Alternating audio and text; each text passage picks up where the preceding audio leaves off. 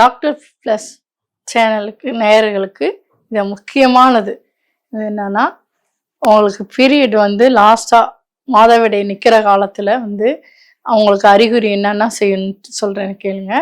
பார்த்தீங்கன்னா, first call வலிக்கும், உடம்பு வலிக்கும், அப்புறம் எரிச்சல் படுவீங்க. 43 வயசுலேயே அது ஆரம்பிச்சிடும். எனக்கு கால் வலிக்குது, இடுப்பு வலிக்குது, வேலை செய்ய முடியல, ஒரு மாதிரி இருக்குது, டயர்டாக இருக்குது, இது மாதிரிலாம் சொல்லுவீங்க. பார்த்தீங்கன்னா அது வந்து அது மாதவிடை நிற்கிறதுக்கு அறிகுறி அது. அப்போ நீங்கள் என்ன பண்ணணும்னா, கொஞ்சம் நிற்க போகுது அப்படின்றத நீங்கள் அந்த அறிகுறியை தெரிஞ்சுக்கிட்டு, நம்ம இப்படி தான் கொஞ்சம் டென்ஷன் ஆகாமல் இருக்கணும். ஃபஸ்ட்டு நல்லா தூங்கணும். தூங்காமல் வேலை செஞ்சுக்கிட்டே இருக்கிறது, நமக்கு வேலை இருக்கே அப்படின்ட்டு அந்த ரெஸ்ட் இல்லாமல் இருக்கிறது, இதனால தான் உங்களுக்கு இந்த எரிச்சல்கள்லாம் உண்டாகும்.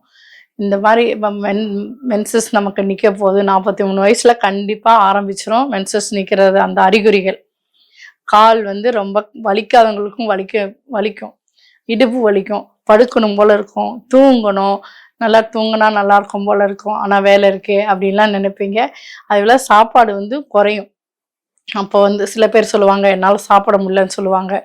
இதெல்லாம் வந்து உங்களுக்கு அறிகுறி. இப்போ நீங்கள் கொஞ்சம் இதெல்லாம் பார்த்துக்கணும். இந்த மாதிரி நமக்கு நிற்க போகுது, அதனால தான் இப்படி இருக்குது அப்படின்ட்டு டென்ஷன் ஆகாமல் இருந்தீங்கன்னா, பின்னாடி இது நின்ன பிறகு நம்ம ஈஸியாக அதை வந்து கால் வலி எல்லாமே கரெக்ட் பண்ணிக்கலாம். டென்ஷன் ஆக ஆக அதிகமாக பீரியட் ஆகும். பீரியட் ஆகும்போது நமக்கு எல்லாம் பிபி வந்துடும், சுகர் வந்துடும், கால் வலி வந்துடும், மூட்டு வலி வரும் கண்டிப்பாக. இதெல்லாம் நீங்கள் கால்சியம் உள்ளதை கொஞ்சம் அதிகமாக எடுத்துக்கணும். ரத்த சம்மந்தப்பட்டதை குறைச்சிக்கணும். அப்படி போகும்போது துவர்ப்பு உள்ள சாமான்கள் சாப்பிட்ணும். அதாவது வாழைப்பூ சாப்பிட்ணும் நிறையா. அப்போ அந்த பீரியட் நிற்க போகிற டைமில் வாழைப்பூ அதிகமாக எடுத்துக்கணும். அதேபோல் நவாப்பழம், இந்த துவர்ப்பு உள்ளது என்னென்னமோ, வாழைத்தண்டு, இதெல்லாம் எடுத்துக்கிட்டு சாப்பிட்டிங்கன்னா அந்த நேரம் குறையும். நம்ம இப்படியே போயிட்டே இருக்கே அப்படின்னு நினைக்கக்கூடாது. மாதுளம்பழம் எடுத்துக்கணும், ஜூஸோ இல்லை மென்று சாப்பிடணும் கொஞ்சம் கொஞ்சம். இது மாதிரி சாப்பிடும்போது உங்களுக்கு பீரியடில் அசதி இல்லாமல் இருக்கும். சில பேருக்கு வந்து ஆப்ரேஷன் பண்ணவங்களுக்கு வந்து தானாகவே குறைஞ்சி நின்றுடும். இதே அது ஆப்ரேஷன் பண்ணாமல் இருக்கீங்க பற்றிலாம், பெட் கண்டிஷன், குழந்தை வேணான்றது, அது அவங்களுக்கு மட்டும் கொஞ்சம் பீரியட் அதிகமாக தான் போகும். அதை சமாளிக்கிறதுக்கு தான் இப்போ நான் சொன்னேன்.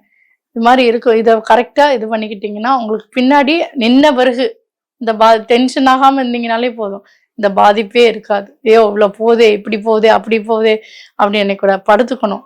2 கால் வந்து தலகாணி உயரமாக வச்சு 2 காலை தூக்கி மேலே வச்சுக்கணும். கீழே தலைக்கு வந்து தலகாணி வைக்கக்கூடாது. இது மாதிரி படுத்துக்குங்க. அப்போ ஹைட்டாக இருக்கும்போது பீரியட் வந்து அந்த மென்சஸ் போகிறது வந்து குறையும் உங்களுக்கு. அப்போ அந்த பீரியட் டைமில் நிற்கிற டைமில், மாதவிடை நிற்கிற டைமில் இது மாதிரி படுத்துக்கணும். ஜில்லுன்னு படுக்கக்கூடாது தரையில்.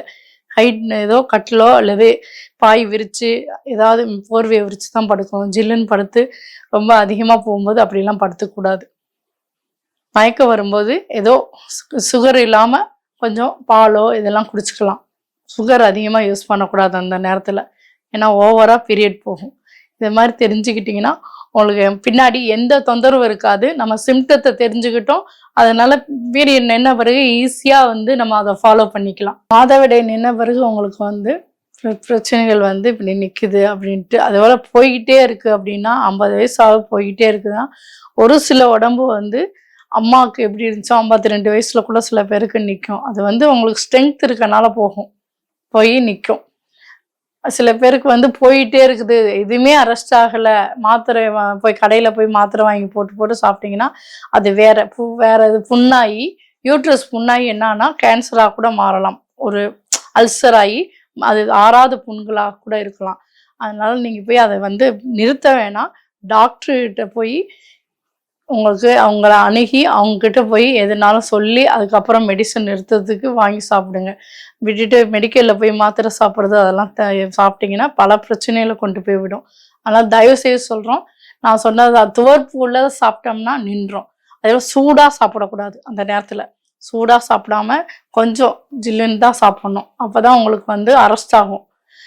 திரும்ப சொல்கிறேன், மெடிக்கலில் போய் நீங்களாக போய் மெடிசன் வாங்கி சாப்பிடாதீங்க. டாக்டர்களை அணுகி போய் சாப்பிட்டிங்கன்னா உங்களோட உடம்பை பார்த்து அவங்க கொடுப்பாங்க, நல்லது.